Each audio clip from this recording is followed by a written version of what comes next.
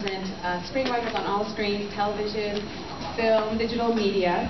And with us today we have the producers and the creators, the writers, creators, producers, and actors of Todd and the Super-fan Megan, here to speak to you about the show, where it's been and where it's going. So without further ado, I'll pass the mic to Andrew.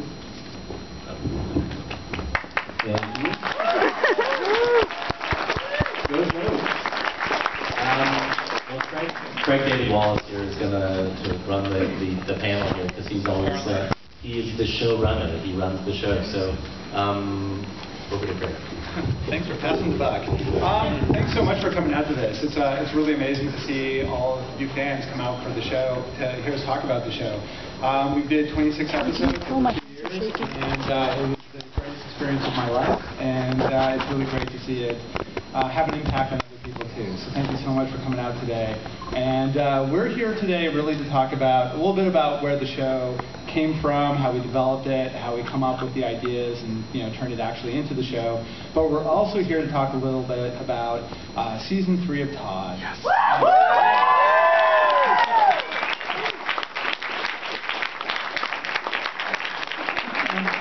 And we'll get to that as we get later on into the discussion. I can't wait. Talk about it now. Neither can I.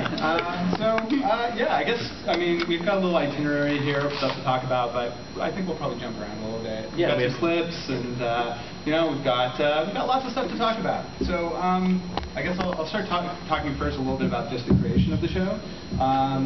Oh wait, the intro, right. I'm the producer, I tell him what to do. Yeah, so I mean, I'm Craig Wallace, I'm one of the co-creators of the show, along with Anthony Leo and Charles Pico, who can be here today. I co-wrote the original short film, directed the short film, and basically show-ran the show for the length of... And Todd's kind of based on your life, but not. Todd's kind of based on how I wished my life was when I was in and then we have Andrew so I'm Andrew Rosen. I'm one of the producers, executive producers, working with Craig to put the show together from very, very beginning. When did we start developing it? We started developing it around 2004. Yeah. We did the short film in 2003, so it's been almost 10 years now. Ooh, almost 9 years. Really. So yeah, we've given our lives to this. And so I'm there working with budgets, but also I'm here because as a producer, we also work a lot with the screenwriters to make sure the scripts are doable, although once in a while I usually suggest something that's undoable, not doable, but Craig usually tries to cram it in to the show anyways. So that's why I'm here.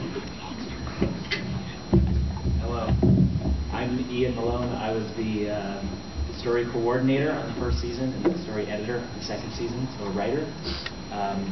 I was the guy who wrote the difficult to produce cheerleaders episode.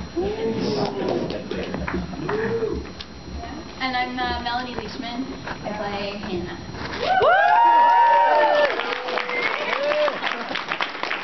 I'm Bill Turnbull. I played Curtis and trivia. I played the big bad baby in one shot as well.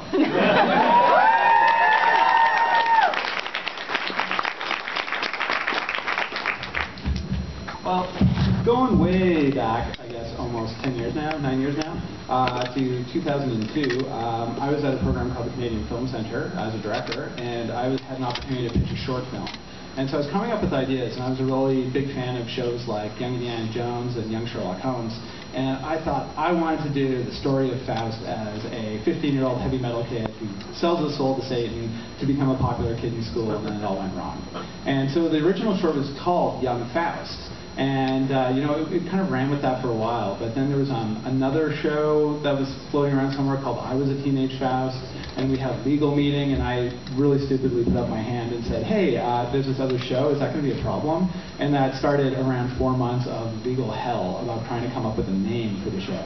We went through a whole bunch of different names. We had Encyclopedia Satanica. My personal favorite was Faust Times at Crowley High. For other legal reasons, they weren't going to let us do that. And then we stumbled upon hey, let's find a heavy metal name. And to me, Todd was just the ultimate heavy metal name. And it's going to be called Todd and the Book of True Evil. But my producer Anthony Leo was like, there's something not quite right with that. Pure evil. And you know, in retrospect, looking back, it's the absolute best thing that could have happened, because I don't think Young Faust, the TV show, quite has the ring as Cotton. So yeah, we produced a short film. It did really well on the film festival circuit, and we decided to turn it into a TV show.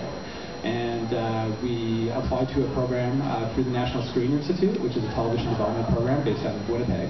And yeah, we went through the process of fleshing out what was this really close-ended story into, you know, the adventures of Todd that happened every week. And a short 6 years after that, we got a pilot made, because we got into development with one broadcaster that got bought out by another broadcaster, and rotating doors of executives until we finally landed on two really great executives, Fraser Robinson and Rebecca DePasquale at Space, at CTV, who really, really loved the show, really championed the show. And you know, if you want to get a TV show off the ground, that's what you need to do. You need to find those people who have the ability to get your show off the ground, who really, really believe in you and really trust what you're doing.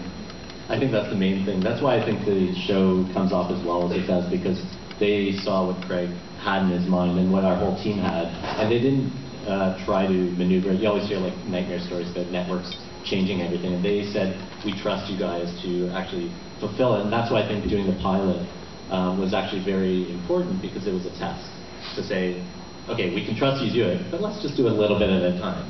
So we did the pilot in 2009? Yeah, it was 2009.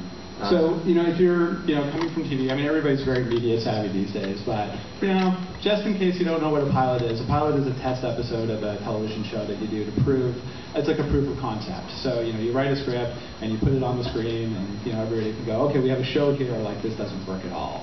And at the time we were getting our pilot greenlit, we had 8 scripts already written, and they chose, the broadcaster chose episode number 5, Monster Fat, to be our pilot. So the very we were actually thrilled, because it was we were like, that's the most expensive one, so let's get that out of the way. Yeah, and pilots generally have more money than other episodes, because it's all the startup costs of getting the cast all involved and then building sets. So we're like, okay, this is a good thing to do. And then once we were actually in the thick of it, and we had, God, I don't know how many hours of like prosthetic suits and monsters and stuff. You know, at a certain point we were like, God, what are we doing? Like, how are we going to get through it? Like when we were shooting it? Yeah, when we were shooting it. I mean, that pilot took a week to shoot, and it took like 6 years to conceive, yeah. 1 week to shoot, and another like 2 months to finish that thing up. Yeah. And we'll show a bit later. I think we have some clips. We actually have the pilot, and we did some reshoots for when we got the whole series. So we actually reshot certain scenes, because there were a couple of casting changes. None of the main cast. I think when we did our casting, for the pilot, we got it right the first time. Like all our cast you can't imagine anyone else playing those roles, and we picked those guys. Well, they chose themselves, I would say. And maybe later, we have some of their original audition tapes.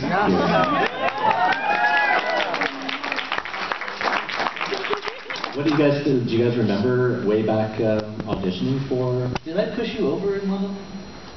We were doing like a scene where I was supposed to kiss you or whatever. Did you fall down? I think we actually have that on tape here. Sorry, am I Bad enough that they have to show the audition tapes, and then you're like, remember when you let's found out? They wanted both of them together. Yeah. And as this is, you know, we'd like to really thank the Writers Guild for putting on this panel. I got it. Super fat mice. Like at a buffet. Listen, I enjoy good. Here we go. Yeah. Dim the lights. Does anybody know how to dim the lights?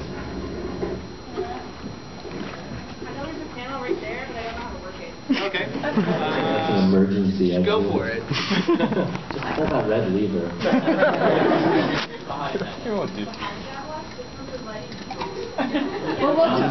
So Craig, I think This is what we call fan participation. I think this scene is actually not in the final. No, this is the scene from episode 111, The Phantom of Curly High. When is it Phantom? It is Phantom. Yes. Or is it?